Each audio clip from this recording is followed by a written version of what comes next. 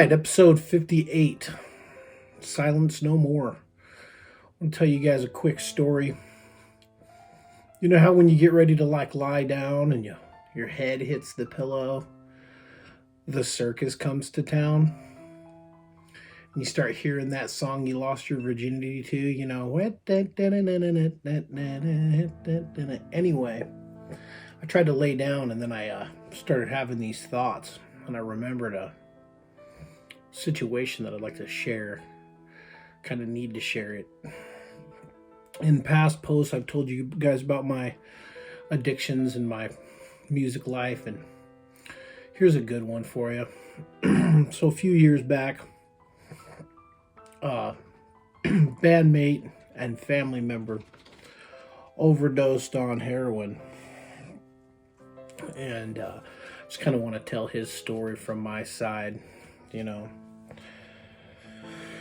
it's a hard one because it's kind of difficult for me to go over. For many years I didn't talk about it, but I'm gonna go ahead and talk about it now. So I have this family member that was 22, 23. Great guitar player. For some reason this dude could write and he could sing and he could play. And boy, I'll tell you what, he was like one of those types where you're like, you got something there, boy. So when I ran off to go into the music industry and start working professionally in Portland, he stayed in Salt Lake City. That's where he was living. He's originally from Arkansas, but he lived in Salt Lake. So I move out to Portland and I get hit up with this awesome job, start making stacks of cash, and I think to myself, what an awesome time for me to send for him, let me send for him. So I send him out a Greyhound ticket and he rides out with his guitar and shows up at my place, and the party commences and we start going around. I'm just showing him the city, showing him Portland, Oregon, and we're driving around in my nice Chrysler 300C, all tricked out, bunch of money, bottles of booze. We get so wasted that we we're driving home from the bar or whatever, and we get lost in Portland, just wasted driving around. Anyway, we end up finding our way back home and we record some music, and we always had recorded music. Anytime we'd get around each other, we'd always bounce ideas around and record songs and play music. And well, anyway, he had his demons, and he'd had them for a long time. When he was younger, his family, my uncle and my aunt, kind of knew that I was on the wrong side of the tracks, so they would call me to go find him when he'd come up missing. An interesting story, one time his family calls me up, hey, we can't find him and we need you to go find him. So I'm like, all right, give me the last known locations. I kind of had triangulated his movements, and knowing that his habits, I kind of knew where he would be. And I show up at this sketchy motel thing, and I knock on the door.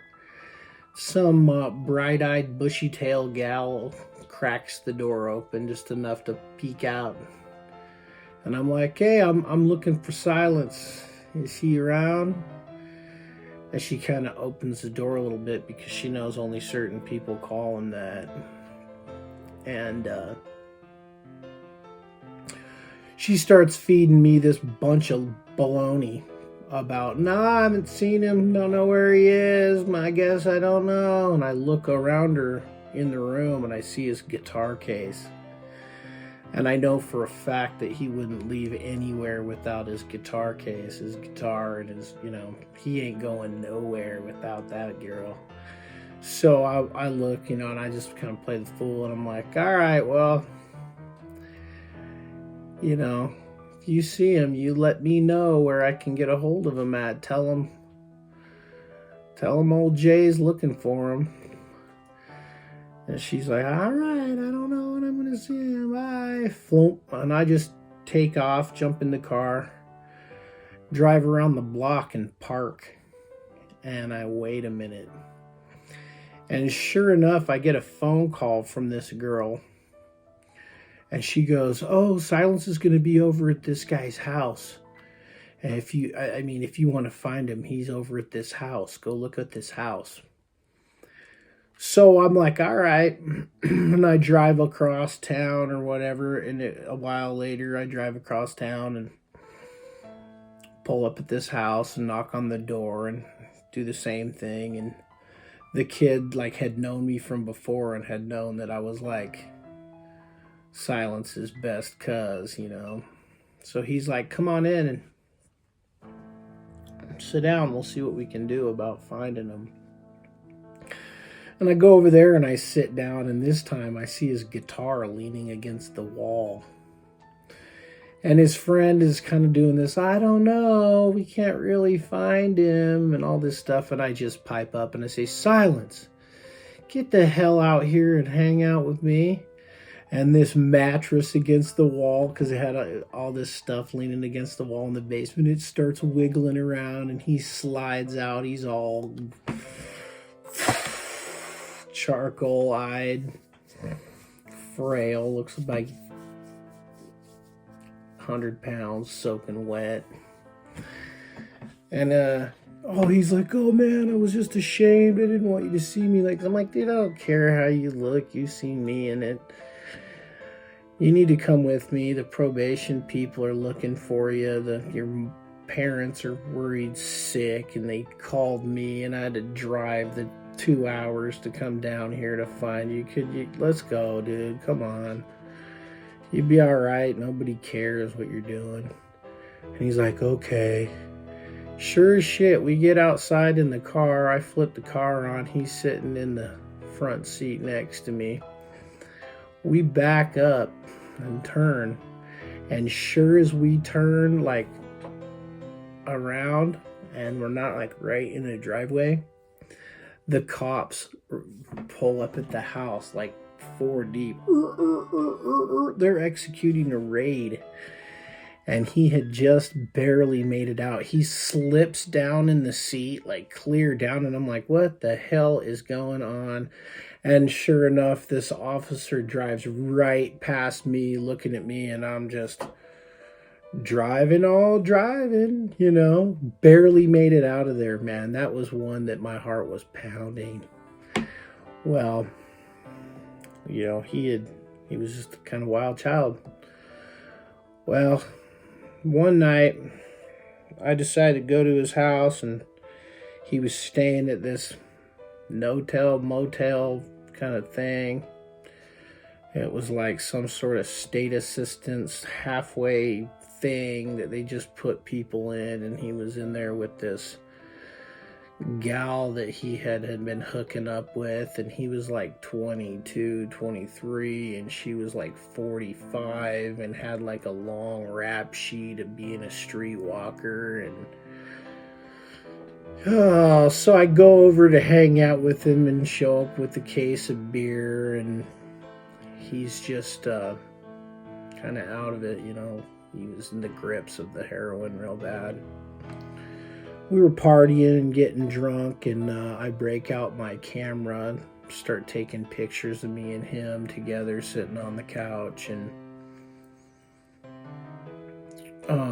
this old lady was there with her. She had like 4 names, and she was like begging him to go out and try to cop so she could feel better. So he runs out real quick, and their babysitter shows up. That was an interesting adventure. Talk about dodging a bullet. So we're getting all drunk, and he comes back, and the babysitter's there, and she's there, and they're all getting into the heroin real good. And this babysitter starts hitting on me and sitting on my lap and she wants to get down. So I'm sitting there kind of just, hey, man, I'm feeling like I'm going to get lucky. And my cousin goes, Jess, come with me for a minute. So we walk out front, we're having a cigarette. And he's like, hey, that chick's got HIV, dude. You know what I mean? You need to just, no bueno.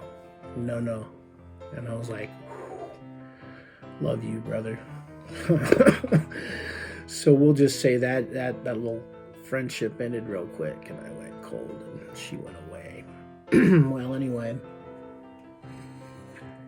he ended up overdosing on heroin, and they ended up dragging him out of the house in his underwear they threw him in the tub to try to cool him off. And when that wasn't really working, they wanted to get him away from the dope house. Like, they wanted to get him away from the dope. So they drug him out on the front lawn. And mind you, this was winter time. So he didn't make it through that. And come to find out from the autopsy, it was an exposure that killed him. He froze to death. And so a while later, maybe a week later, I get a phone call at the studio from his parents asking me if I could compile his last known recordings on a tribute, a memory slideshow. So they sent over all of his pictures that they had compiled of his baby pictures and of his stuff, and they wanted me to put the music to it because I had the equipment and I had his recordings that nobody else had because I recorded them. So I'm sitting in the studio and I draw up the files from the tracks that we had been working over the years, and I'm cleaning them up, and it gets to the point of mixing down the vocal tracks. I don't know if you guys know very much about like microphones and stuff, but there's a thing called the proximity effect. When you're singing, if you're moving forward or moving back or turning your head, you can hear it in the mix. You can hear the movement because of where the sound frequencies are coming out, right? So when I'd isolate the vocals and close my eyes, I could literally picture him standing there. And I had the microphone up because I always had the microphone up in the vocal booth, and I could see it from where I was sitting in the console, and I could see him standing there moving back and forth and doing his little snake dance thing that he would do when he would sing. And I kind of snapped a little bit. That broke me pretty good. And we got that finished up and rushed over to the funeral home, and I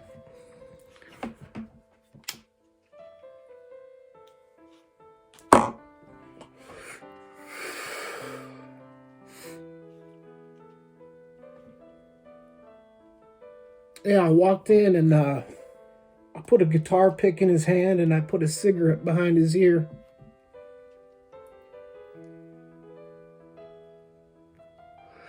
And I told him I'd see him again